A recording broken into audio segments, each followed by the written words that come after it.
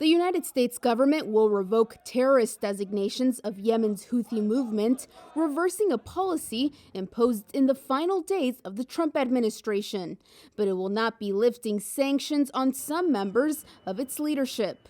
Secretary of State Antony Blinken made the announcement on Friday, saying that 3 Houthi leaders will remain subject to U.S. sanctions when the terror designation is lifted on the 16th of February. He also said Washington would continue to closely monitor the group and may impose additional sanctions on other individuals. Specifically, according to Blinken, the U.S. will be targeting any members responsible for the ongoing attacks on commercial shipping in the Red Sea and missile strikes on Saudi Arabia.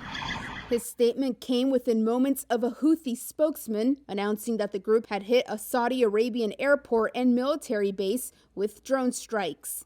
Yemen's civil war is widely seen as a proxy conflict between Saudi Arabia and Iran. The Biden administration, other governments, and the United Nations shared fears that the sanctions imposed on the Houthis under the U.S. terrorism designations could strangle food deliveries just as the threat of major famine is rising.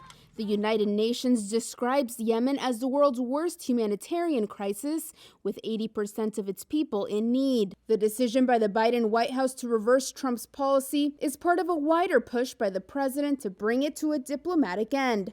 Earlier this month, the U.S. said it would halt some arms sales to Saudi Arabia, but would continue to support the country's defense.